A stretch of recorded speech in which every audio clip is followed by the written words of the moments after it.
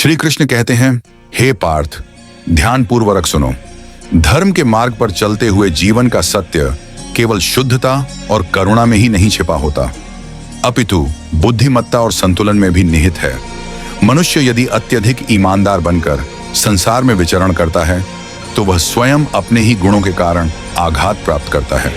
धर्म कहता है कि सत्य ही परम है, किंतु यह भी सत्य है कि सत्य का प्रयोग बुद्धि के साथ होना चाहिए। यदि कोई मनुष्य हर समय अपनी अंतरात्मा की नग्न सच्चाई दूसरों के सामने रखता है तो जगत उसे आहत करता है, क्योंकि संसार का स्वभाव छल प्रपंच और स्वार्थ से भी चलता है।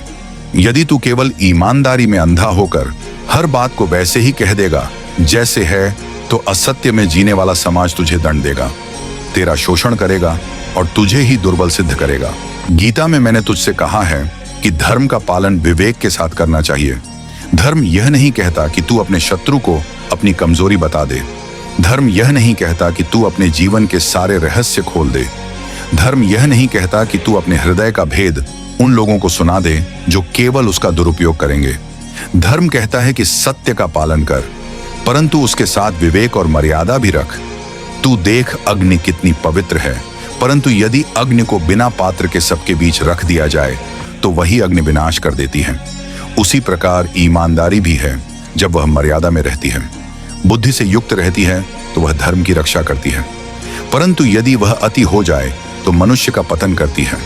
स्मरण रख, धर्म का एक अंग है युक्त आचरण। युक्त आचरण का अर्थ है संयमित आचरण।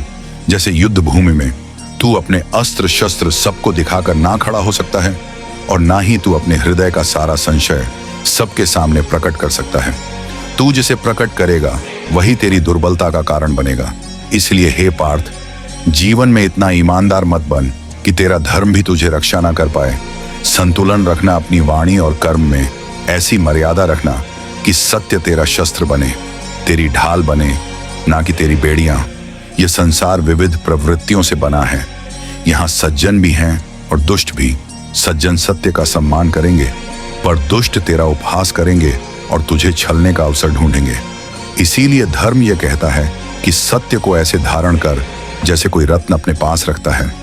समय आने पर उसे प्रदर्शित करो और समय आने पर उसे छुपा लो। तू यह भी जान कि धर्म का मार्ग केवल व्यक्तिगत शुद्धता में नहीं है, अपितु लोक व्यवहार में भी है। यदि तू किसी दुष्ट के सामने अत्यधिक ईमानदार हो जाएगा तो तू अधर्म को बल देगा, क्योंकि तेरी ईमानदारी उसका शस्त्र बन जाएगी। यह भी अधर्म होगा। धर्म यह है कि तू ऐसे व्यक्ति के सामने वही प्रकट कर जिससे उसकी दुष्टता का अंत हो, और सत्पुरुष के सामने वही प्रकट कर जिससे उसके हृदय में आस्था जागे।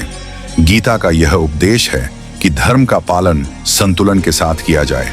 अति किसी भी गुण की हो तो वह दोष बन जाती है। जैसे अधिक नमक भोजन को बिगाड़ देता है, वैसे ही अधिक ईमानदारी जीवन को दुखमय कर देती है।